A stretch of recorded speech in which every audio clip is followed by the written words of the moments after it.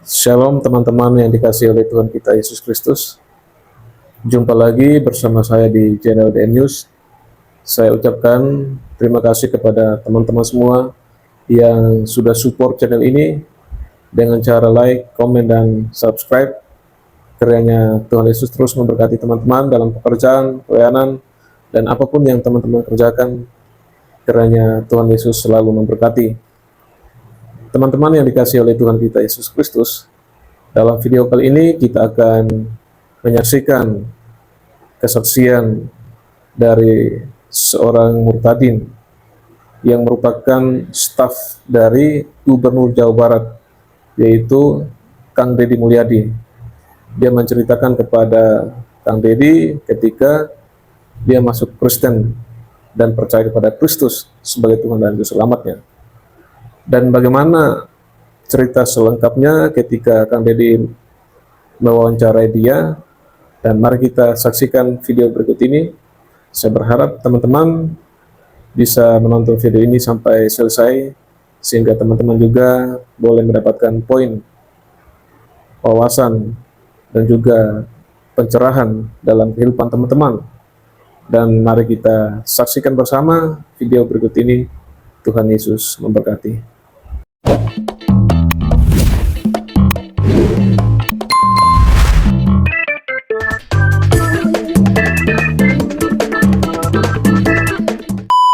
Emang sejak lahir Kristen? Enggak.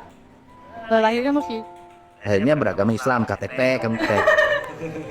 Lahirnya dikasih identitas Islam. Dulu bapaknya siapa? Sudiana Isa. Saya tuh baru tahu kalau salah satu staf saya yang baru bernama Yanti, yang tinggi, putih, jerawatnya banyak. Itu agamanya Kristen. Saya baru tahu dia sekarang. Jadi hari Sabtu dia Natal. Nggak tahu dia mau mudik kemana. Orang rumah aja nggak punya. Saya ketemu dia itu karena waktu itu ada anak yang ditinggalkan oleh orang tuanya, yang bapaknya ke Kalimantan, ibunya jadi PRT, nggak tahu udah balik apa belum, sudah kontak sama anaknya belum. Ternyata dia diurus oleh tante sepupunya, kakak sepupunya, apa istilahnya saya nggak tahu, namanya Yanti. Saya baru tahu dia mau bilang hari Sabtu mau libur, emang Sabtu minggunya libur, kenapa? Mau Natalan, katanya sini kan kamu. Oh, aduh. Biar nggak bolak balik, kan? Nah, kamu teh memang agamanya Kristen? Iya. Kristen apa? Maskernya buka aja. Kristen Pak. Oh, jauhan, beda jarak, bukan muslim. Nah, Kristennya Protestan. Ah, emang sejak lahir Kristen? Enggak. Lahirnya masih Akhirnya beragama Islam, KTP, kamu teh. Lahirnya dikasih identitas Islam. Dulu bapaknya siapa? Sudiana Isa. Orang mana apa Sudian? Orang Jatiluhur. Sekarang masih ada? Ada. Di mana? Di Jatiluhur. Suka ketemu ya? Jarang sih Pak, soalnya Pak saya jarang ke sana. Kamu diakui sebagai anak atau bapak kamu? Diakui, cuman kan Bapak sekarang gitu, soalnya mangkut gitu. Tapi diakui sebagai anak. Di akte kelahirannya ada. Ya akte kelahiran ada, cuman di kakak enggak, kan udah punya keluarga Pak. Tuh, akte kelahiran kamu binnya, Sudiana, Sudiana. ada aktenya. Jangan-jangan kamu nggak diakui, soalnya saya banyak menemukan anak perempuan yang nggak diakui bapaknya. Adik saya yang nggak diakui. Siapa? Deborah. Deborah teh ya? Yang di rumah ada kelas 1 SMA. Kelas 1 SMA, laki-laki? Perempuan. Perempuan? Iya. Kayak kamu gitu banyak jerawatnya? Iya. Kenapa nggak diakui adik kamu? Karena kan Bapak sama Mama cerainya itu gara-gara Mama pindah agama. Oh, itu bapak sama mama cerai gara-gara mama pindah agama. Terus? Dari tiap Bapak nggak ada yang setuju. Jadi disuruh Pak. Ibu kamu pindah agama, bapak nggak setuju. Kecuali Bapak, kalau Bapak mas asalnya sih setuju-setuju aja. Terus cerai. Dipaksa cerai sama Dalam keadaan cerai itu, hamil. Mah hamil oleh bapak kamu? Diakui? nggak diakui. Karena takut dia gantung warisan kali, nggak tahu lah. Sampai sekarang ya dia adik saya yang Kalau jadi dicantumin di akte kelahiran, binti. binti ya, badannya Suliana. Masih? Akte ya. Masih, berarti diakui dong secara negara. Kalau secara negara ya diakui, cuma itu juga tadinya kan punya bapak tiri namanya sama. Suliana. Nah, jadi itu Deborah itu aktenya anak ke-1. Oh, jadi anak ke-1 dari bapak tiri. dari enggak anak Makanya bapak tirinya namanya Suryana. Ujang Suryana dulu. Jadi bintinya, bininya Bian Suryana. Suryana yang mana? Lagi yang bapak saya. Bapak asli. Iya. Tapi di situnya jadi anak satu. Pak Kenapa disebut masukin anak ke satu? ya karena kan dulu yang penting kan punya akte aja dulu gitu Pak. Sedih juga keluarga kamu perjalanan hidupnya. Nah, ibu kamu dari mana asalnya? Dari aslinya Bandung. Aslinya Bandung. Cical. Kurang mau tadi calon kam atau Sarua Lemur. Nah, aslinya Bandung. Terus Merantau ke sini ke Jatiluhur. merantau ke Jatiluhur sama orang tua. Ketemulah sama bapak yang orang Jatiluhur. Bapak kerja di mana dulu? Dulu supir kita. Oh, supir. Suka ngikutin ikan dari Jatiluhur ke Lampung. Iya, ke Jakarta. Barat. Pernah ke Lampung 4 kilo. Sama dengan si Dadala nah nasibnya. Berarti pernah mampir dong ke tempat ya gitu yang minum kopi 300.000 kalau dulu kopi. Iya, biasanya. Ya dan suka gitu katanya ceritanya. Nah, pertanyaan saya, ini mah karena kalau beragama pribadi ya. Ibumu ke jadi pindah jadi Kristen ceritanya gimana? Dulu waktu jadi TKW di Malaysia. Pernah jadi TKW. Mama teh pernah kerja di Malaysia, jadi TKI. Terus di sananya sama siapa majikannya? Majikannya Buddha. Buddha. Iya, Buddha. Wah. Tapi kamu bukan kan keturunan Cina bukan? Asli orang Sunda. Arab Indah ya. Masih Putih ikut ke siapa? Lampung, Bandung, Garut, Keput. Kata siapa nilainya loba kamu teh? Kali dirawat ikut ke siapa? Oh, jerawat ikut ke bapak. Nah, jadi ikut jadi TKI. Nah, kemudian majikannya muda. Nah, terus Mamaku ada semacam tragedi gitu ya. Ininya tuh gendang telinganya pecah. gendang telinganya pecah waktu jadi pembantu. Ya, asisten rumah tangga ada Malaysia. Terus Kata dokternya itu bakal tuli permanen. Didoain sama anaknya gendang telinganya itu pecah. Kemudian bakal tuli permanen kata dokter. Kemudian anaknya majikan itu Kristen. Anaknya majikan Kristen. Ya, terus dibawa ke gereja, didoain sembuh. Oh, dibawa ke gereja, didoain sembuh. Akhirnya Mama mempelajari, kan dikasih Alkitab. Mempelajari itu kan waktu saya umur kalau nggak salah 3 tahun Mama pergi. Jadi pas saya mau masuk kelas 1 SD, Mama pulang. Saya kelas 3 atau kelas 4 kalau nggak salah mau baru masuk Kristen. oh, jadi dia pulang dulu. Iya, pulang. Dia pelajarinya di Malaysia apa di sini? Di Malaysia sama di sini. Oh, di sini pelajari kitab. Nah, setelah di sini dipelajari kitab, terus Ya percaya. dia percaya pindah agama. Pindah agamanya waktu itu di Malaysia atau sudah di sini? Di sini kelas 4 SD saya. 4 tahun setelah kejadian itu. Oh, 4 tahun setelah kejadian baru dia pindah agama ya kan? Sampai sekarang. Sampai Nah, kan itu Mama kan orang itu mah hak pribadi ya, kita nggak bisa mencampuri. Pindah agama karena ada sebuah peristiwa. Nah, pertanyaan saya, kamu Kristen sejak kapan? baru tahun kemarin Pak dibaptisnya Mak. Tahun ini deh, Juli kalau dibaptisnya. Tahun ini Iya, dibaptisnya. Terus sebelumnya Islam. sebelumnya Islam. KTP. Iya, tapi dari SD, SMP, SMA ya jadi nyari jati diri gitu. SD SMP nyari jati diri. Terus menemukan jati dirinya gimana? Waktu di Singapura kemarin. Oh, kamu pernah jadi TKW juga. kamu udah jadi TKW di Singapura? Iya, 2 tahun. 2 tahun, lulus SMA. Iya, Usia berapa? 21. 21 tahun. Kamu pergi ke Singapura jadi TKW. Di Singapura di mana? Ya sampai Kamu berani di sana. Gadis lagi, mau bunuh diri. tinggi lagi, putih lagi. Nah, terus sampai bunuh diri gimana? Ya karena kerjanya nggak sesuai. Asalnya dijanjiin apa di Singapura? Di pabrik. Terus Tahu-tahu jadi TKW ngurus asalnya dijanjiin kerja di industri, di pabrik di Singapura. Tahu-tahu jadi pet. malah jadi asisten rumah tangga. Dulu sekarang mah asisten rumah tangga, dulu pembantu rumah tangga, sekarang mah asisten rumah tangga. Mau Indonesia mah orang lain buruh, kita mah bukan buruh, bukan pekerja, karyawan. Yang penting kan ternyata sekarang isunya buruh yang lebih dominan dibanding kalimat karyawan. Waktu karyawan gajinya kecil, waktu buruh mana naik gajinya. Apalagi sebelum waktu tahun-tahun yang lalu, sekarang masuk usaha yang udah ada aturannya. Nah, kamu jadi asisten di orang mana? Cina. Orang Cina. Agamanya Agamanya kalau nggak salah waktu itu Hindu. Hindu. Iya, yang pertama ya. Ada kali orang Cina beneran. Ya mungkin lah. Setelah Sari kerja kabur. Oh, 11 hari kerja di situ kabur. Iya. Terus Setelah Sari kabur, terus dibalikin ke agent, disuruh ganti rugi 40 juta. wow, kabur karena tidak cocok. Iya, karena tangan saya sampai mau copot-copot ini. Kenapa? Nyucinya harus pakai tangan sehari sampai 5 ember. Oh, nyuci harus pakai tangan. Nggak boleh pakai mesin cuci. Nggak boleh. Karena Mesin cuci juga nggak boleh. Katanya di sana listrik sama air mahal. oh. Jadi kamu bilang hidup di Singapura senang. Kata siapa? Potongan gaji juga lah. Kamu pulang. bilang orang Singapura jauhnya lebih nikmat. Kata siapa? Di Singapura flatnya kecil-kecil, apartemennya, listriknya mahal, airnya mahal. Makanya nggak kawin karena biaya hidupnya mahal. Karena biaya hidupnya mahal, orang berpikir nggak akan kuat untuk nikah, berumah tangga, ya kan? Kemudian kenapa orang-orang yang tua juga masih bekerja? Karena tidak ada yang ngurus. Karena di rumah dia harus punya perawat. Bayar perawatnya mahal, biaya hidupnya mahal, sehingga yang tua pun pilih kerja. Di Indonesia listrik murah. Bebas. Tiap hari ulin kemana saja, tukang sayur datang ke rumah, tukang buah datang ke rumah, tukang bakso datang ke rumah, tukang soto datang ke rumah. Cuman jodoh yang kamu datang. Buktinya dia jomblo sampai sekarang. Nah, karena mahal, akhirnya pakai itu lah tangan. Iya.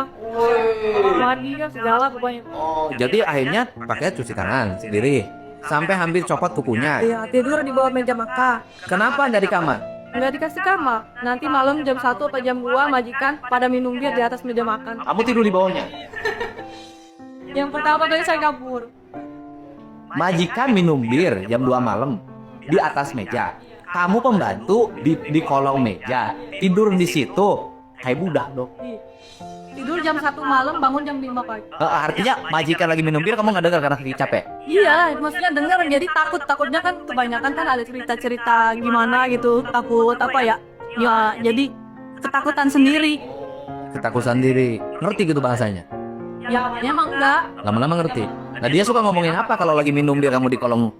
Soalnya suka bakal bahasa Chinese sih Pak kalau ngobrol sama akongnya. Terus? Kalau bahasa Chinese saya nggak bisa. Chinese nggak bisa bahasa Inggris nanti. Kalau bahasa Inggris. Di situ di kolong apa yang diomongin? Ya, tahu pada ketawa-ketawa gitu. Kamu bangun kamu? Ya bangun tapi merem gitu, pura-pura dipaksa tidur. Soalnya kan dari jam 5 pagi sampai jam 1 malam tuh nggak berhenti. Bekerja terus. Kuatnya cuma 11 hari. Buatnya 11 hari. Gajinya berapa kok? Waktu itu katanya $500, tapi 8 bulan saya nggak dapat gaji sama sekali. 40 juta. Ditipu 11 itu kan 11 hari. 11 hari. Berhenti. Disuruh kalau mau pulang disuruh Pulangin. tebus 45 juta. Akhirnya kamu kan berhenti tuh. Udah 11 hari kerja di situ berhenti. Kamu kembali ke agen. Kembali kan. Nah, setelah kembali ke agen, Tadinya saya maksa pulang. maka pulang harus bayar 40 juta. Orang ke sana mau cari duit pulang ada yang ini. Ya, untung ada izin yang baik katanya. Kalau mau saya cariin lagi. Tapi kan kalau harus nyari lagi majikan itu kena potongan lagi Pak 2 bulan. Jadi 10 bulan totalnya. Saya mohon supaya nggak. Oh, sekarang oleh agen harus cari majikan lagi. Iya, harus cari. Dapatlah agen baru. Dapat majikan baru. Dapat majikan baru. Terus Baik Pak. Orang, cuman kakek sama nenek doang. orang mana itu? Orang katanya kalau yang perempuan Singapura tuh Alex. Melayu. Jadi Singapura turunan Melayu. Iya, Singapura turunan Melayu. Ya, Asli orang Singapura. yang cowoknya, sisternya. Kalau mamanya itu asli Malaysia. Mamanya asing Malaysia. Dua-duanya baik banget. Baik banget, udah kayak anak. Dapat aja itu. Ciri baiknya apa? Dikasih kamar, makan satu meja bareng dengan mereka. Saya setiap ulang tahun dirayain, dikasih sepatu harga 2 juta. Dikasih kado. Sengsara. Wow, pokoknya kerjanya Dikasih ini aja HP kan dikasih dia ini kan. HP dari dia. Iya, saya cuma bayar 2 juta waktu 2 juta. Kamu belum beli HP yang baru sama kerja sama saya? Belum, baru sebulan aja. Nah, terus itu kerja sama dia. Iya. Terus, hah? Iya, betah. 2 tahun, betah. Enak. Terus duit yang 8 bulan nggak dibayar ya kapan? Ya itu keterusannya tuh kan jadi selama 8 bulan tuh nggak dibayar. Sama yang orang Malaysia itu. Iya, yang baik. Duitnya kemana? Katanya jadi majikan itu ngambil saya itu udah bayar duluan ke agent. Oh, yang agen yang dianggap baik itu. Iya, enggak ya. Jadi hitungannya itu katanya ya. Jadi agent Singapura tuh kayak beli saya ke agent Indonesia. Jadi Jangan beli, kan gua beli. jadi majikan tuh bayar duluan ke agent. Jadi itu mah nggak tahu lah yang bener pengeluarannya berapa-berapanya. Berarti yang itu untuk dibayar hutang yang 40 juta itu kali. Ya kayak Ya kan? Yang bayar kontrak yang sama yang yang dulu. yang galak itu mungkin dibayarin. Gitu. Ya, jadi tapi tetap saya selama 8 bulan kerja Pak. Tidak ada, cuma tidak jadi bayar yang 40 juta. Ya jadi potong gaji. Dipotong gaji. Tapi sama itunya sama majikan yang baik itu kamu ini nggak dikasih nggak? Enggak sih. Artinya walaupun saya udah bayar saya kasihan sama kamu Mas. Enggak sih, cuman kalau makan itu royak. Jadi dia itu kalau masalah uang pelit sampai saya pulang aja setengah bulan kan hitungannya. Saya tuh ngarepnya sebulan kali dikasih ya gaji. Taunya enggak, tetap aja. Jadi kamu kerja di Singapura itu kerja bakti aja? Iya 8 bulan kerja Pak. 8 bulan, cuman ikut makan doang, sama ikut tidur, sama punya HP dibeliin majikan. Yang lainnya, kamu tidak dapat duit sama sekali. Waktu berangkatnya ngeluarin duit? Enggak, dikasih saya 2 juta. Dia mesti sama sponsor. Sama sponsor. Pokoknya kamu diperjualbelikan aja. Masih alhamdulillah kamu selamat utuh baliknya. Nah, selesai 8 bulan di Singapura. Iya, 2 tahun jadi. 2 tahun kurang 1 bulan. 8 bulan selesai. Yang berikutnya dapat majikan set. Enggak, jadi lanjut. Kontrak itu sebenarnya 2 tahun. Jadi cuma 8 bulan yang dapat gaji. Yang berikutnya masih sama orang Malaysia itu yang baik hati ya. Kamu nerusin sampai 1 tahun 2 bulan. 1 tahun 4 bulan. Itu mah kena gaji. Yang 1 tahun 4 bulan kena gaji. Berapa gajinya tiap bulan? 500 Dolar. Kalau dirupiahkan? Ya kadang kalau misalkan dolarnya lagi bagus 5 juta atau enggak lebih gitu. 5 juta. Udah 2 tahun kontrak selesai, dapat duit. Punya duit berapa? Pas pulang saya bawa 19 juta. 19 juta. Oh, dikirimin. Kan dikirim. Oh, dikirimin tiap bulan. Siapa dikiriminnya ke pacar? Bukan buat mama, buat adek. Oh, mama, adik yang tidak diakui itu. Bayar kontrakan, sekolah, selesai. Tinggal 19. Buat 19 juta lumayan lah, anak gadis dapat 19 juta gede. Nganggur 1 tahun.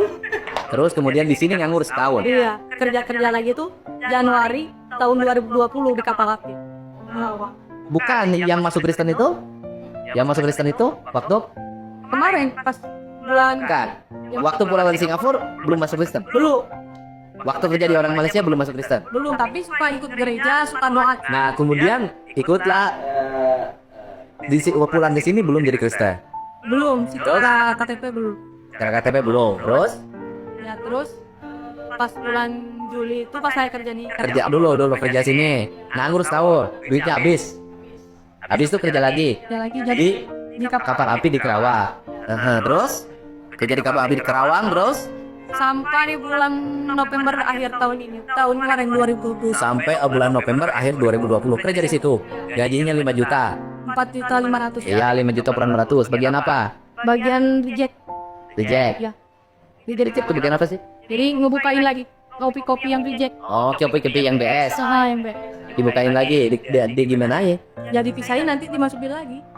Kenapa di reject? Karena misalkan beratnya nggak ini Reject kopinya beda bukan? berat, kalau nggak misalkan kemasannya Rapi. Balik bagian itu. Punya pacar? di sana. Yang deket ada. Oh, ngaku aja jujur punya pacar. Agamanya? Selir. Terus? Pacaran? Berapa tahun? 2 tahun. 2 tahun. Kenapa nggak jadi nikah? Ya kan nggak rukus. Beda agama. Beda agama. Enggak apa-apa. Anak pribadi masing-masing. Nantinya kasihan anak-anak. Oh, kasihan anak-anaknya. Jadi akhirnya Susah. putus. Gara-gara beda agama. Beda agama. Bebas aja tuh. Bisa Pak. Kok gak bisa pilih ya? Saya agak. Jadi sekarang itu ikut sama saya, ya kan, kerja dicatat, ya kan. Nah, kemudian pasti cari jodoh. Cari jodohnya pengen si Suima. Kamu nggak akan bisa jadi jodohnya. Kamu nggak akan bisa jadi jodoh. Kamu juga nggak bisa jadi jodohnya. Terus siapa sih itu? Yang bujangan? Jam-jam. Si Jam-Jam yang malam dapat bencong? Nggak bisa juga jadi jodohnya. Karena tidak seiman, ya kita nggak bisa dong mencampuri urusan dia. Ya terserah lah mau pilih jodoh siapa saja. Mau seiman, mau tidak seiman, itu urusan dia, urusan pribadi. Dia pilih yang seiman, ya hak dia. Kamu Natalannya di gerejanya di mana? Di TK Pelangi Di situ. Yang sementara ini di mana? lewat Zoom. Cur, ya oke. Sebentar ya. Ada berapa jamaah? Itu Kristen apa di situ? Protestan. Protes. Kan banyak gereja yang lain. Udah dari dulu dari mama pas masuk pertama kali ini di situ. Oh, ada berapa orang di situ? Kayaknya puluhan. Puluhan ya. Nah, puluhan. Kebanyakan dari suku mana? Kebanyakan sih campur sih Pak. Ada Batak ada, Chinese ada, ya Jawa ada. Orang Sunda mah? Serius. Cuman kamu doang kan? Kenapa nggak ikut di gereja pas Sunda? Udah nyaman di gereja. Udah nyaman di gereja itu. Nggak bisa pindah gereja. Jadi Saya tanya, misalnya kamu biasanya di gereja itu, kemudian ikut ke gereja yang Pasundan, bisa nggak nggak? apa-apa kalau sosialisasi sih nggak apa-apa. Kalau ikut ibadah, Bisa aja, cuman karena udah kayak keluarga.